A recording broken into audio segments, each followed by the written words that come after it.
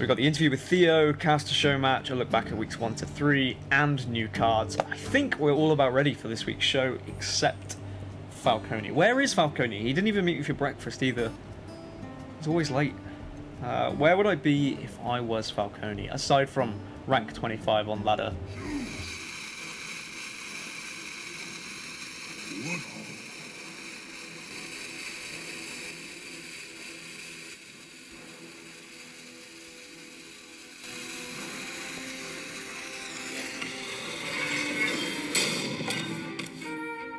Where are you? It's the community show. Hopefully he turns up. If not, guess I'll have to host it myself.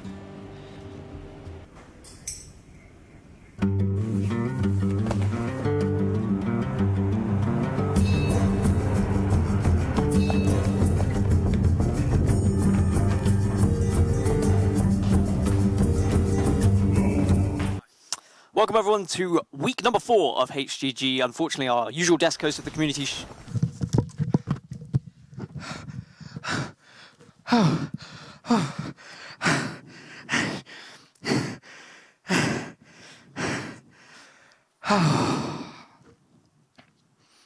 Hello everyone and welcome to week number 4 of the Hearthstone Global Games. My name is Falcone, and to my left is the Dana to my Dan, or the Dan to my Dana, it's Dan Gaskin. Absolute pleasure to be alongside you for the first time on the community show. I'm glad you were able to make it after playing what would seem like a very long Odd Warrior game for you. Those turns are hard, man. I don't know what to tell you. Like, turn 1, do you armor up, do you not armor up? Who knows? Anyways, we have got a great show prepared for you today. First up, we've got a summary of the last 3 weeks of the Hearthstone Global Games. Then we've got some bloopers that the production team filmed behind the scenes without us knowing of our rehearsals. So that's going to be an interesting one. And then we have the schedule for the upcoming week. We also have an interview with Theo from the Netherlands, which is going to be an exciting one. And we have Boom's Dan's Lab. That one's difficult to say, and I can't quite remember what that's actually about. So that's also exciting for me. And we also have the viewers' question and answer, as we do at the end of the show, which I believe is slightly different today, Dan. Yes, most important thing about the viewer Q&A is that if you're in chat right now and you'd like to ask us some questions, make sure you tag Lorinda. That's L0 Rinda in the chat. He will be picking out the questions and he will be forwarding them on to us. So make sure you do that. But first, let's talk about the first 3 weeks of the Hearthstone Global Games, the pre-Boomsday Project Hearthstone Global Games. Let's see the standings. We were saying how important everything was leading up in these first 3 weeks so that you can put yourself in such a fantastic position coming into the new meta. We didn't know if there was going to be loads of new cards, if it was going to be really different. Turns out it's relatively similar, but these wins are still important. Spain, Ukraine, Brazil, to name a few, who are all at 3-0. And there are also some fantastic teams there in 2-1. Most notably, for me, the United Kingdom, they're there at 2-1. But also, my pick, Ukraine, are sitting top and really, really good. Looking at fantastic at the moment. Yeah, a lot of the caster picks actually doing pretty well. I mean, Poland, the production team's pick, sitting there on 2-1. United Kingdom, your pick. South Korea, Ravens pick. That's an exciting one as well. But that 3-0 bracket is stacked. Look at China, Taiwan, former champions and runners-up. Yeah, and Ukraine, I mean, the fact that they're 3-0, they won revenge as well from last year. Of course, Czech Republic, they're there. Previous winners. Yeah. And that is going to be both these teams fighting for that first place, because you've got to remember, Ukraine came second last year, Czech Republic first, and the Czech Republic without Stan Sivka, which I think is a really important factor. Yep. We've asked them a few times, what's it been like deck building without Stan Sivka, and they said, we don't really need him, we're fine, and we'll see how they do going into week 4. Yep, I mean, four wins seems to be the win and in, the break point for this tournament to get to the next stage. But let's take a look at those teams that aren't quite doing so well as we look at the entire tournament. We've got the 1 and 2s there, and the 0 and 3s, which will come too soon. Norway, kind of surprising to me that they're not 3-0. They did take a surprise loss in week 1 against Indonesia, but they've been doing very well ever since. But Dan, talk to me about these 1 and 2s. What are we surprised to see there? I mean, these 1 and 2s are pretty scary if you look at this bracket. Obviously, there is the United States of America, which we did not expect them to be in this position, although they were very close to being 0-3 if we look at what happened in week 3 when they went up against Turkey, and they were almost eliminated. I remember Fuji even tweeted out beforehand saying, very confidently, what a shame the United States are going to be eliminated. And then unfortunately for him, he actually made an absolute blunder and almost threw the game away, a potentially winning game or a definite winning game, and allowed USA to get into this 1 and 2 bracket. But you've also got teams like Sweden there that you just know are full of absolutely incredible Hearthstone players. But now, Dan, I think it's time that we take a moment of silence in the memory of those teams that are no longer in the tournament.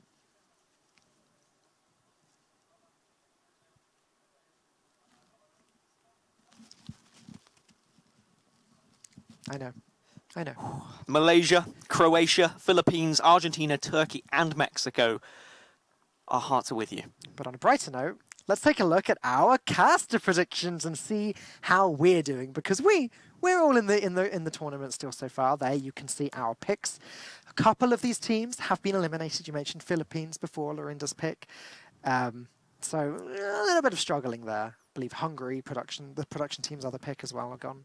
But both Darroch and I are doing pretty well at the top of the table. Also, why is Darroch above me? Is that just on alphabetical order that he's 5 and 1? We're both 5 and 1. Is that just alphabetical? Sure, Dan. Yeah? Sure. It's not a height thing because he's taller than me? It's just alphabetical. It's just alphabetical. I promise. Cool. So there's no, like... What happens if there's a tie? Is there a tiebreaker? Well, we haven't agreed on any prizes whatsoever, so... I don't... Oh, you don't know about the prizes? Okay, that's fine. No one tell him.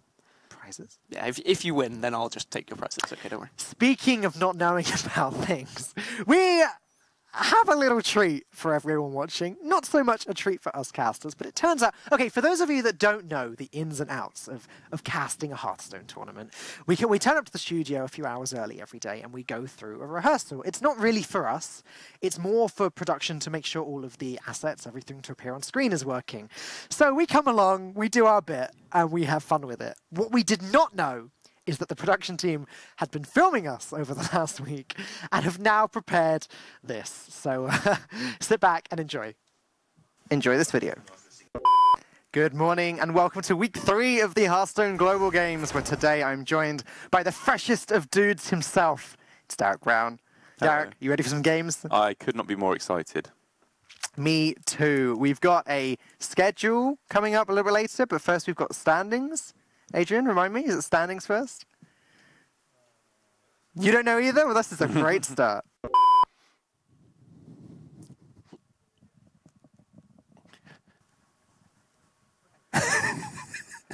Welcome everybody to the Hearthstone Global Games. This is week number 3, day number 2.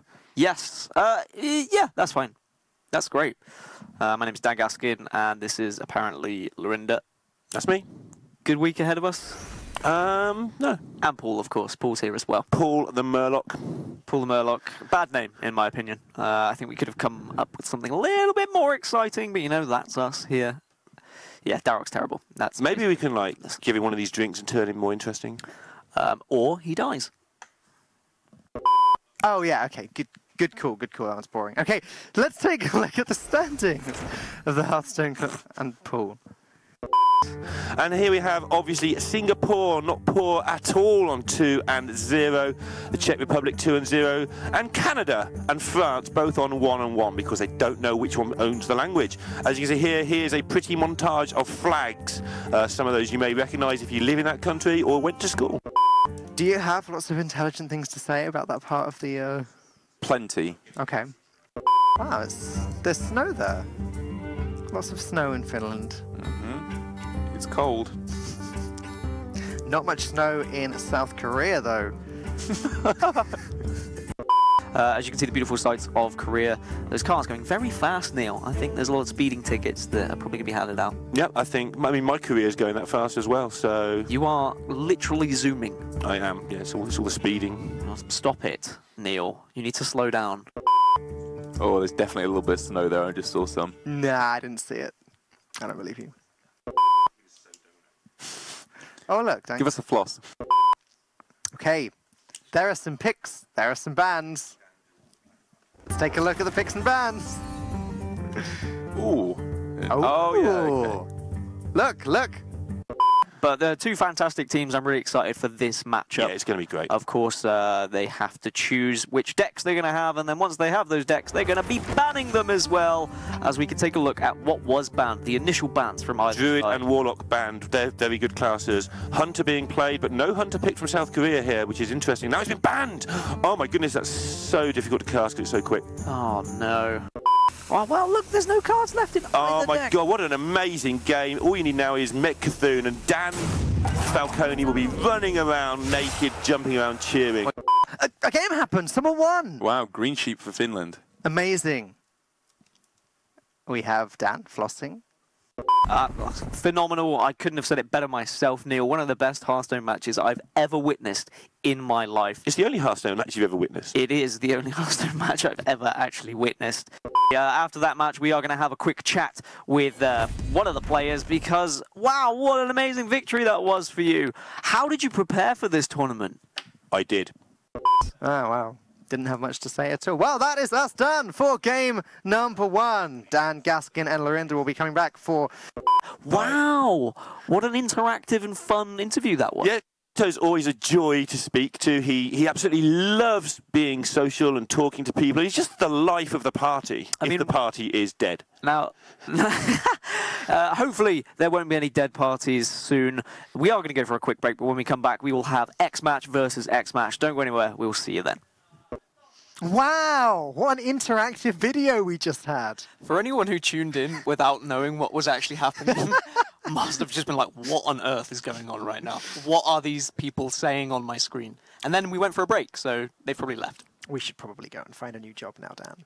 Yeah, probably. But for now, we are going to see through the rest of the Hearthstone Global Games, and now we're going to tell you which games are coming up this week. We know this is the part you want to hear about, so beginning with tomorrow's schedule. First up, we're going to have Finland versus Sweden, followed by Denmark versus Hungary, Germany versus South Korea.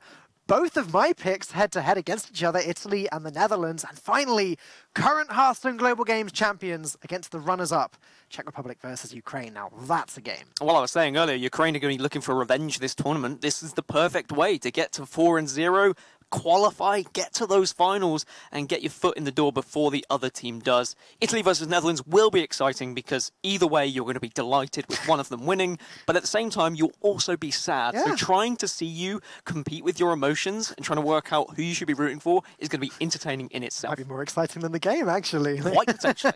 I don't know what my emotions are going to be doing, but yep, we have a pretty stacked day coming up tomorrow, I have to admit. All of those games look incredibly exciting in their own way, but it's not just tomorrow games this week. Let's take a look at Wednesday. China versus Taiwan, Romania, Switzerland, Kazakhstan versus the United States. Loser of that game will be out of the tournament. Chile versus Norway, and then Brazil versus Spain, who are both sitting at 3-0, so winners in to the next part of the tournament. I was really worried about this week because with the new expansion not that long ago, I thought that maybe decks would still be a little bit unrefined at this point and maybe some of the better teams might struggle because of that. However, I'd say the meta has settled pretty fast, to be honest, and we've got a lot of similar decks from Witchwood that have come now into the Boomsday project as well, so we should still see the better teams still succeed well, and that means that in theory we might still see the United States survive here, but Kazakhstan's a pretty strong opposition. Kazakhstan, true. Last year, they didn't do so well, though, being the only team that didn't actually win a series, but they've been doing a better job this year so far, well, by winning one. Way to remind them. The whole of Kazakhstan had forgotten that, but now you've reminded them. Thanks, Falcone. Sorry, guys. You may have noticed there are less games this week on the off-stream match, as we're seeing teams falling by the wayside bit by bit, but let's take a look at the final two games coming up on Thursday, Australia versus Peru, and Hong Kong versus Thailand. Yep, really exciting. A nice way to close out the week. I always love watching the Australian games in particular, but I'm always really just interested what Thailand are going to come out with and see if they're going to bring anything interesting to the field. But a lot of teams will want to secure that win to either get closer to, of course, qualifying for finals, but most importantly, they're not going to want to go home on week number 4. True. Now, you may want to know what times these broadcasts are starting in your respective time zones. So there you go. There are the times in CEST. Next, we have KST. And finally, PDT. So if you want to know what time the tournament's starting each day, then make sure you go back, screenshot this, tweet it out, whatever. We've got you covered. Now, feature match. Every week, if you've been tuning into the community show, every Monday, we've been picking a match in the upcoming week and saying, okay, Twitch chat, vote for who you think's going to win. And so this week, we had to go with the big one. It's Czech Republic versus Ukraine. Yeah, hard to avoid this match as the go-to match. So make sure that you can vote for this one as well in chat. I think that should be on offer in Twitch chat, right? You can do !vote. There it is. Make sure you let us know who you think is going to win, because it's always intriguing to see what the viewers and the fans think. Who you guys is actually going to take this one? Me personally, I have to go with Ukraine because they were my caster pick. Well, I think, Dan, you are bananas. And obviously the Czech Republic, the champions of the Hearthstone Global Games, are going to win.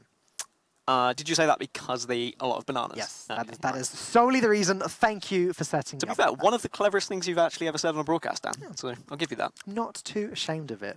Speaking of saying clever things, next up we have Theo, one of the cleverer members of the Hearthstone Global Games player base. One of the players for the Netherlands team.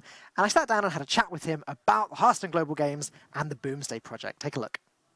Hey Theo, welcome to the community show. How are you doing today?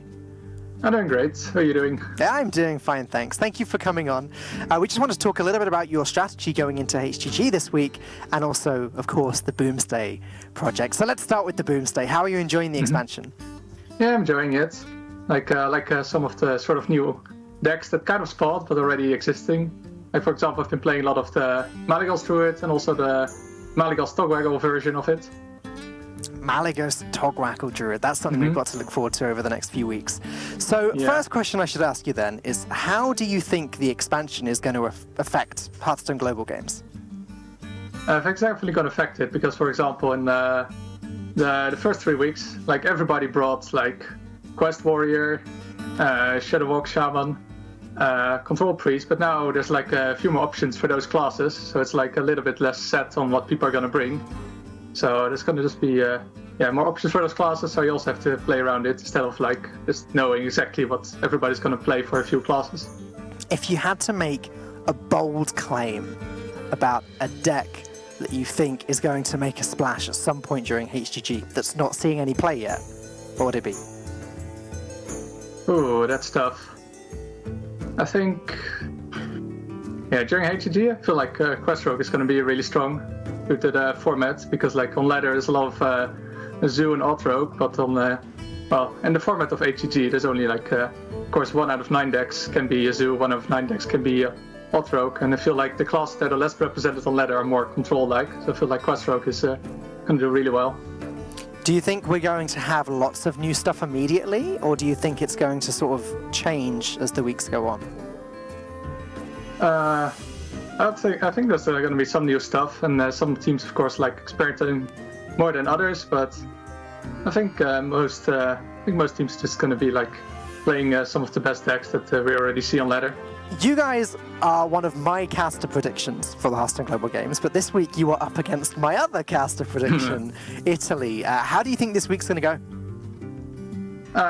It's going to be an exciting match because also Italy, of course, has a strong team. And we'll have to see, of course, the decks will line up with each other, because it's always a surprise, like what did the other team bring. Like you can expect certain decks, but you never know for sure. Well, I know I need to be a little bit careful when asking you questions about strategy this week, because Italy will be watching, I'm sure. But is there anything specific you were thinking about with Team Italy when you put the decks together, or did you just go for these are the best 9 decks?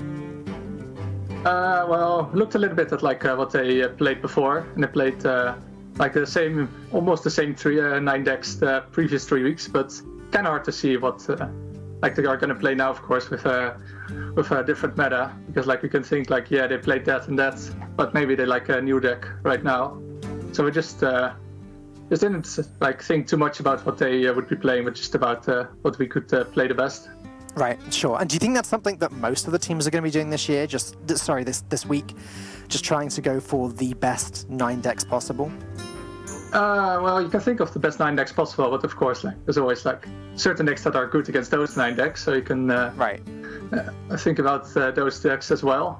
But it's kind of tough, of course, the first week. Like we had it also the very first week of HGG this year. We're like, we're not sure what people are going to bring, and not sure what we should bring, so we just thought about just bringing the 9 best decks. and then see what the meta is, and then the next week we can adapt to that meta. Now, Theo, I'd like to talk a little bit before we end about your team, because you really are, Team Netherlands really is an all-star team of players, at least I think so. And you're also the same team that the Netherlands had last year, so why don't you talk me through your players and sort of tell me what each of you are bringing to the table? Yeah, so of course we have Thijs first, I think by far the most well-known player on our team. He just brings a wealth of experience. And yeah, really helps with that. Of course, then we have Tyler, who also has like he can play some decks that, for example, like Quest Rogue. We just know like with certain decks he can play like extremely well, and like the rest of us don't really play like except Quest Rogue. So we just know that if we need to play Quest Rogue and we think it's the best, we can like trust Tyler on it. And then the last one, of course, is Mitsuhide. He's another great player. He's also very good at kind of the aggressive and mid-range decks, and we can just always like trust him and like the strategy within those games. And time to brag a little bit. What do you bring to the table, Theo? Yeah, of course, I'm also on the team. I think I also bring like experience with certain decks on ladder. Like I think we have a nice distribution in the team. Like me and Thijs are more the control players, and then Tyler and Mitsuhide are more the aggressive players. I think like what I also bring is just more experience with like certain control decks that some of the others might not have played as much. And do you think that it's a big advantage, the fact that it's exactly the same team as last year? I asked this question because Philippines was the only other team that had all four of the same players, and they're already out of the tournament this year. So do you feel like it is a big advantage or not? I wouldn't say it's that big of an advantage. Like, yes, we're already like very well known with each other, so we know like how we play during the games. Like, know like when to stay silent and when to talk. So that really helps. Like, we just know exactly when we have some input and when we want to bring it into the team. So that just really works well. But I think like after a few weeks, also the other teams will have that experience. Okay, you very almost got to the finals last year. I think you guys dropped at the last hurdle in single elimination. Are you going to make it to BlizzCon this time around? Definitely. Definitely? Yes.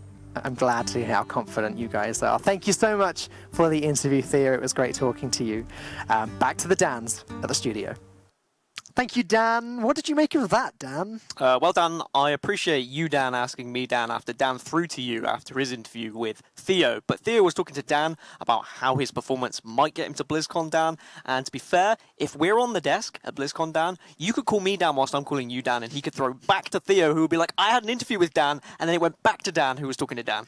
Well, that was way further than you went in rehearsal. I'm impressed. Rehearsals? I don't know what those things are. Anyways, I'm glad to hear the Netherlands are very confident that they're going to make it to BlizzCon this year. Obviously, I hope they make it.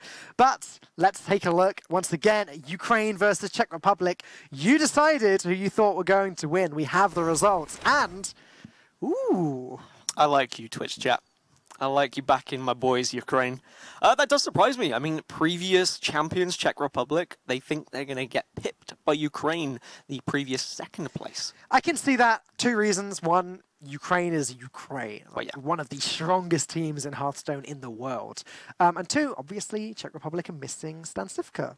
The team they have are very, very strong, but maybe Twitch chat believe that that's the one little element that took them all the way that's now missing. I mean, if Stan Sivka, one of the biggest things he brought was deck building, and now we're into a new meta, potentially Ukraine might do just that little bit better, and it will get them to 4-0, get them closer to finals. Makes sense. Makes sense. Right. Next up, the production team chose the name for this segment. We're going to Boom's Dan's Lab, where we have two things in store for you.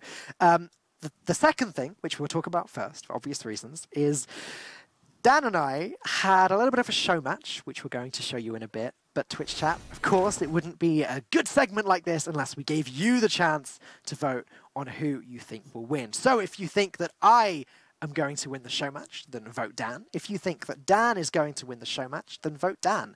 And afterwards, we will let you know who you thought was going to win. And for obvious reasons, you should vote Dan, because my history in Hearthstone is a lot better than Falcone's, and I am just the better Dan and have a lot more results behind me. Dan. That's me, yep. Right, anyways, first up, we're going to talk about the top 5, or our top 5 picks out of the new cards for the Hearthstone Global Games this year. So starting it off, number 5. These are the cards that we expect to see in most lineups, I would say. And we've put Dr. Boom as our 5th choice. Why have we done that, Dan? Yeah, Dr. Boom, I mean, you might be thinking, well, he's not that influential of a card in the meta, but we think he is going to be in the Hearthstone Global Games because, of course, you have to bring all 9 classes, and we think Odd Warrior is definitely going to feature in that. And what's in Odd Warrior? Dr. Boom, of course, because it just gives it so much longevity towards the end of a game. It can just stall you out, try and get you towards those big old mechs that you can get into your hand. And I'm excited to see what Dr. Boom has to offer with the constant change of the hero power every turn. Yeah, Dr. Boom is ubiquitous in Odd Warrior nowadays. It's just a question of how strong Odd Warrior is. Well, Warrior tended to be one of the weakest classes in the Hearthstone Global Games before. You have to remember, in this tournament, the teams have to bring all 9 classes. And if Quest Warrior's not quite doing it, maybe Odd Warrior ends up being the better deck. Yeah, Quest Warrior was an interesting one, but maybe we might see people experiment with both. Anyway, card number 4 that maybe you weren't thinking would pop up is Spider Bomb, and I think that's a card that we weren't thinking would pop up in this meta in general. When it was first announced, we didn't really know how good it was going to be, but Death Rattle Hunter was very popular towards the end of the Witchwood meta, and it's proving to be extremely popular now as well. Spider Bomb just seems to be the perfect fit into this deck. Turns out you just slap it in the deck and you're done. Well, the fact you can just attach it onto an Annoyatron that you've summoned from a Giggling Inventor as well. You put that into. Is just so juicy. I mean, the magnetic effect, we didn't know how strong it was going to be. Ultimately, maybe it's not as strong as we first thought, but the fact that cards like this are worming their way into meta decks is really exciting. Death Rattle Hunter was the strongest Hunter deck leading into this expansion. And yes, some players are testing Subject 9 Hunter or Secret Hunter, whatever you'd like to call it. Some players are saying that Spell Hunter is the best Hunter deck, but Death Rattle Hunter is certainly strong, and I expect to be seeing Spider Bomb in a lot of these decks. We've sort of cheated with number 3, and we've actually picked 2 cards. It's the big 2 cards for Zoo. It's Soul Infusion and the Solarium. I almost feel like we should have Doubling Imp on the other side as well, as that's also one of the key cards here. But Sottle and I tested some Zoo matchups a week or so ago. And we actually decided that the really disgusting turns that Zoo have tend to be down to Soul Infusion, either on a Psionic Chain Gang or on a Doubling Imp. They can lead to just some devastating boards that it's hard for the opponent to deal with early on. And I think a point that you made as well when we were chatting about it earlier about Solarium, when you play it not necessarily for drawing all 3 cards and playing all 3 of those cards, but the fact that you can either find an impactful card that turn, because every draw in Zoo is good, especially if you played Keleseth, but also just searching for lethal sometimes. Just that one Soulfire, that one Doomguard can often be enough to get through. Kind of imagine it as like, almost like tracking, right? 1 mana, discover a card in your deck. Yeah. Because but with the extra benefit is that you can play more than one of those cards as long as you can fit it in this turn. And just that makes the Solarium pretty strong. We have 2 cards left, and they may be quite obvious to those of you watching at home, but our number 2 pick for the 2nd best card in the expansion for the Hearthstone Global Games is Flabidinous Floop, which we'll be seeing in every Druid deck ever for the rest of the year. Yeah, and at first we were like, maybe it won't be in like Token Druid, for example. How are they going to fit it in? But we've kind of worked out as the meta's developed that you can just play Floop after a Giggling Inventor, after an Arcane Tyrant, for example, and it is just filthy. I mean, getting a Giggling Inventor that is a 3/4 but also has the Annoyatrons next to it is just insane, and that's just talking about the niche parts of Floop as well. Yeah, I mean, goodbye Oaken Summons. I'd almost always rather run this little 4-mana 3/4. I mean, Violet Teachers, Malagos, Dream Petal, Florist, Togwaggle, I guess. Like, there's all sorts you can do with it. Yeah, I mean, the fact it's just opened up the possibilities for these kind of combo druids to have an extra possibility of combo and them being harder to be targeted is just absolutely incredible, and I love this card. All right, number one, you know what it's going to be already, Twitch chat. We all know what it's going to be. It's Giggling Inventor.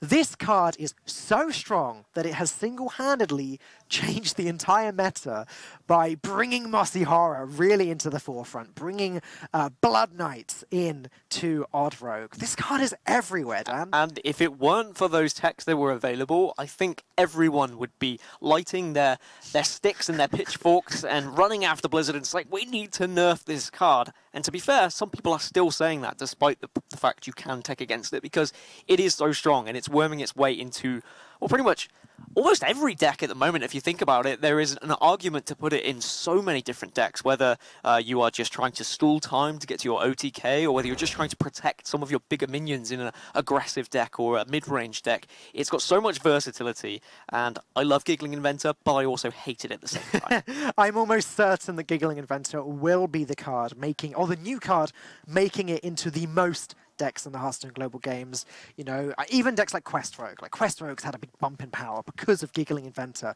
5 mana, summon 3 4/4s. 2 of them have Taunt and Divine Shield. Yeah, I'd play that card. And, I mean, shout out to Mossy Horror and Blood Knight, which I also think will be seeing a big boost in play this week in the Hearthstone Global Games. I mean, absolutely. And Quest Rogue in particular has just shown up out of nowhere. Like, people kind of slept on it again after it's been nerfed twice. But Quest Rogue is back, and I think we might see it quite a lot this week. I agree. Now, Dan, moment of truth. Who is going to win the show match? Will it be you, or will it be me? Will it be Dan, or will it be Dan? Oh, I did win. Okay, great. Perfect. Dan, actually, that's me. Where in your gamer name does it say Dan? Your name is Falcone, my name is Dan Gaskin, therefore they voted for me. Dan is my first name. I don't care, it's not in your gamer tag. Should I go and update my Twitter and make it at Dan Falcone? If you want to win this competition, yes. It's a lot of effort. I feel like I've been set up. Give me the win. I feel like I've been set up. Well, it's the moment of truth. We're going to find out soon if you got the win. But first, we better talk through what the game is. We decided we were going to have a little show match for you on the broadcast today. And we've both been playing quite a bit of the APM or Topsy-Turvy or whatever you like to call it, Priest. The idea of the deck, for those of you that haven't seen it, is in one turn, you summon a bunch of Stone Tusk Boars, you Divine Spirit them an infinite amount of times, you flip them over, give them however much attack you want, you copy them with Vivid Nightmares, and you go face for over 100 damage. It's very hard to pull off, though, and very hard because in order to get there, you have to summon a bunch of test subjects and kill them, and then summon more copies and then kill them and get all these cards added to your hand. Yeah, notice how simple you made it at first, and then you started to talk yourself out of how simple it is. Well, we decided that on PC, we have seen pros even struggle and fail, and it's been hilarious. But what would be even harder than trying to do it on a mouse and keyboard? Well, we thought, let's try and do it on our mobile phones. Let's see if one of us can actually achieve the combo on our mobiles. And here's the result. We might just both draw all of our pieces, right? And it might just be whoever gets their turn. That might be. 9 first wins. Unless I have Giggling Inventors.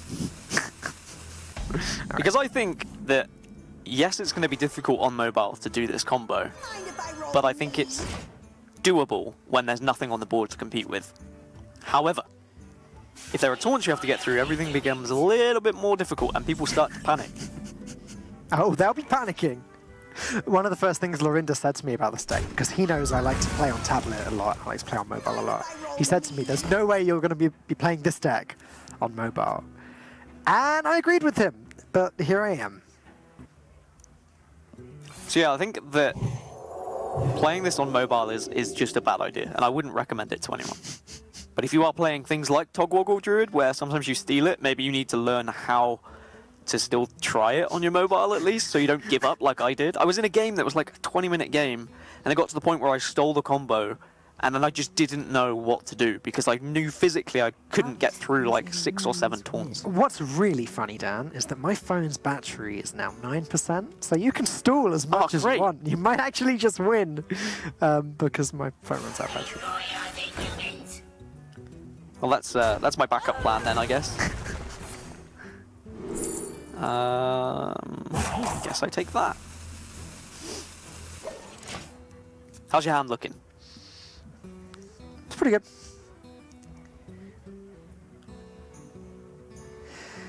I just had to use up the coin because I messed up and filled up my hand. So now, if you get the pieces, and I get the pieces, then you just win because you get turn 9 earlier. It's a lot of pieces. It's a lot of pieces. So you used your coin, so I'm not worried about you screaming this Thanos. That's where the mirror gets interesting. Is when you're using Scream to stop their draw and also putting more cards into their hand as well. Into their deck, sorry. Yeah, see, I'm concerned about you screaming now, because I don't want to be drawing Annoyatrons. It would be a shame if there was a Psychic Scream in my hand. That would be a shame, yeah. Dan.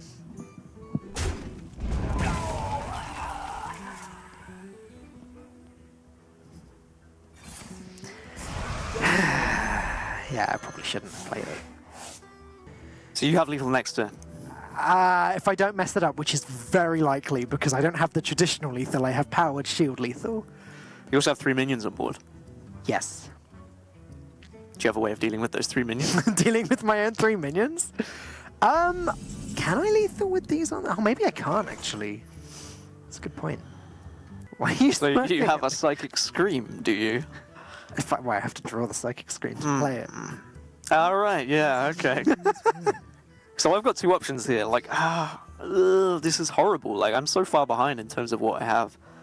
Okay, good, because I actually thought you were going to just win this turn. So that's a relief. Definitely not. But if I leave 3 minions on board, you still could just use one of those minions to charge. Annoyingly. I think I have to just do this. Okay.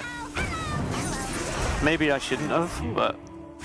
Ooh. Was that the card you needed? No, it's not. Okay. Maybe I should have waited a turn and force you to scream because of your hand size. I was going to try and do it by cycling powered shields, but I think that's too risky. So I'm going to just play this now. Oh, okay. Risking it for a chocolate biscuit, as it were. I'm not actually going to risk it for a chocolate biscuit. Oh. Actually, very, very vividly not going to risk it. Do you have lethal now? No. Okay, okay. My hand is literal trash. Do you have lethal? Maybe? Good luck. All right. Can we get some countdown theme music? Okay. The horrible part about being on the receiving end of it is you have to just watch and wait for the rope to burn. I'm already thinking I'm going to run out of time here. Can we speed up the rope? Should have played Nosdormu. Just don't mess it up. I am so scared right now. This is all looking good to me. Please mess up your hand size. Please burn your Topsy.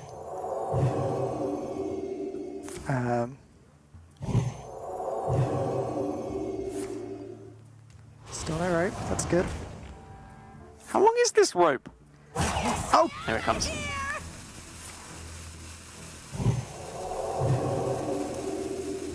Come on, come on, come on!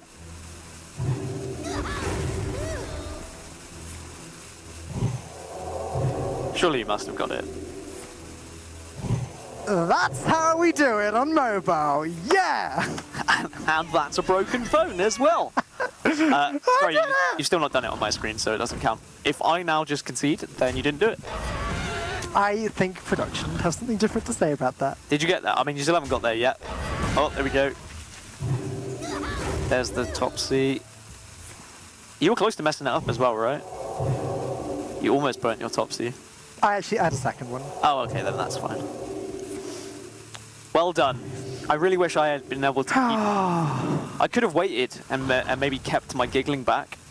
And if I kept my giggling back, then maybe that would have been a bit more difficult for you. But well done. I'll shake hands. This probably looks really strange. That looks really weird. Good game. Thank you very much, Dan. Back to the studio. You looked so smug throughout the whole video. I'm quite smug. The thing was, I couldn't even wait and play my giggling, because if I waited to play the giggling, you would have just saved your scream. I feel like if you had had more taunts to get through, you would have failed, but probably. didn't. I have to admit, one of the hardest parts about that was making sure I didn't tap on the wrong card. Because the moment you play a spell on the wrong thing or something, then you've ruined the whole combo. We really learned a thing or two about why players don't play Hearthstone against each other whilst talking to each other, though. Yes.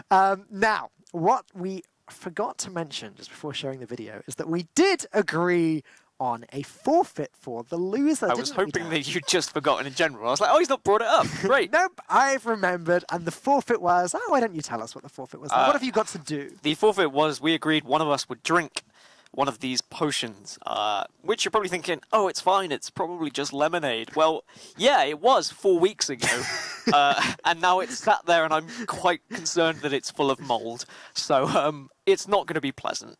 But we'll save that one. We want you to do the rest of the show, so we'll save that one. Just in case. And see what happens later. But now, the final part of the show. Hopefully, Lorinda has been around Twitch chat, digging out the best questions. So, production team, why don't you give us question number 1? Ooh, what did everyone do with their weeks off? I mean, actually, we didn't really have weeks off, right? We were all kind of working elsewhere. Weeks off. We had HGT Germany that went down, that me, Darok, and Lorinda. You had work elsewhere too. We had Copa America for the boys. And also, the Boomsday project came out. Well, yeah, we were playing a lot of Hearthstone. Pretty much playing that, right? Yeah. It was a very fun week. Like, the first week we had off, it was really fun because I just sat there and streamed the Boomsday project. Honestly. I've been trying to make Tempo Warrior work for quite a while, and it's really not working. Oh, I was on Talkstone as well. That was fun. Oh, yeah. Talked about Boomsday things and topsy-turvy things on there. But yeah, I don't know. It wasn't really weeks off, but we had a good time. What else have we got? Prominent. That's the most prominent country in Hearthstone Pro players. I mean, we look at... It's a really hard question. United States is up there. Yes, Like, United States is very If you up. look at some of those players and the fact that where they are in the HGT standings, for example, Muzzy's up there, like that's incredible, It's right? so hard because you can list a lot of teams that, like, you could say Norway. Norway, It's basically Team same Nordavind, which is France doesn't have maybe the most well-known players, but has some of the highest achieving HCT points. Germany is another big one. I don't think we can answer that with a single country. Actually, I got one for you. Taiwan. It has the world champion in it. There we go. Easy. Next question. Come on, keep firing them at us. Why does Finland 3-0 tomorrow by Janetsky. Janetsky? Well, Janetsky, that's very confident. The last time I saw a player say that, they lost by throwing away a guaranteed game with Shadowwalk Shaman, so I'd be careful what you wish for.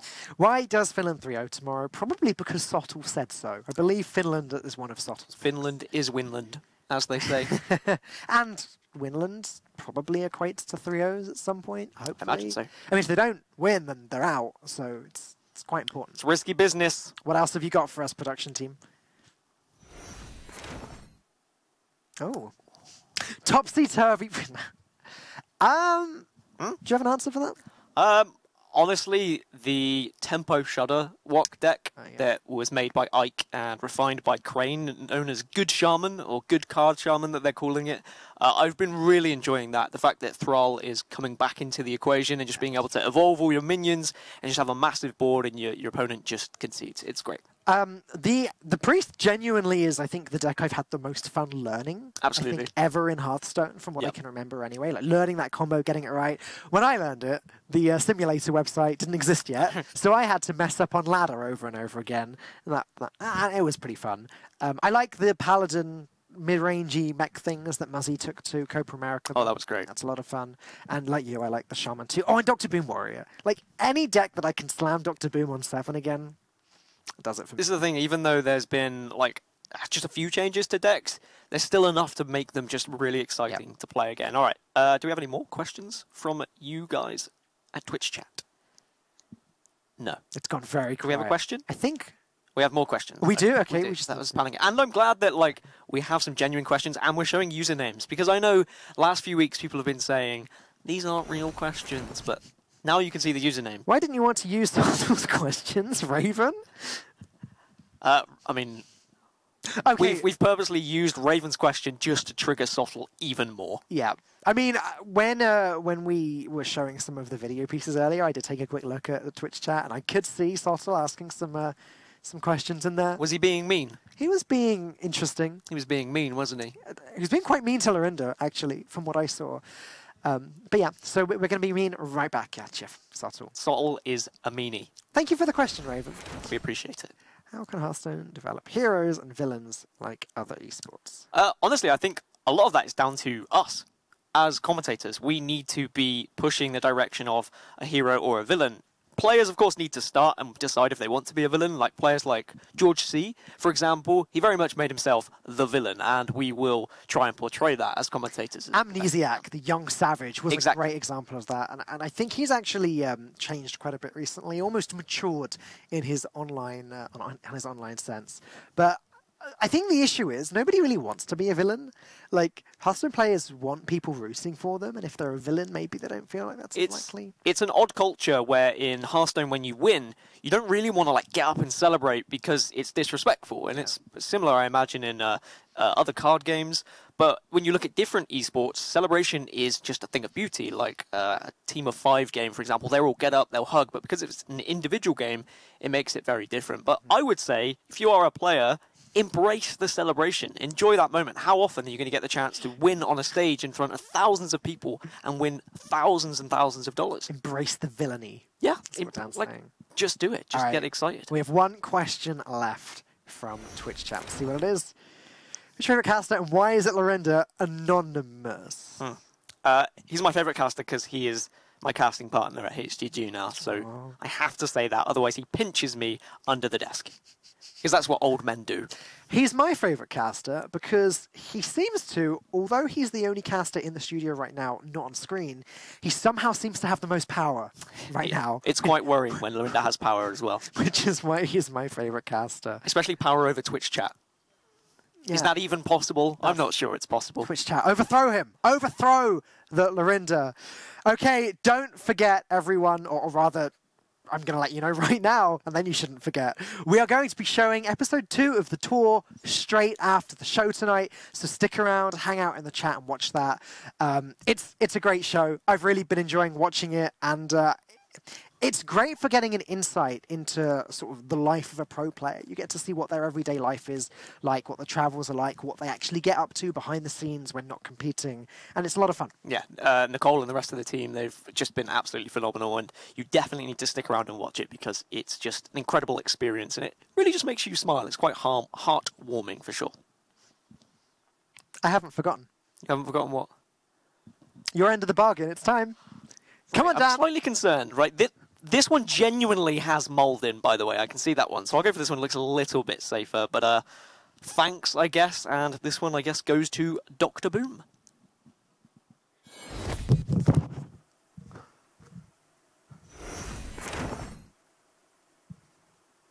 Well, I guess that Derek, Lorinda, and I will see you tomorrow.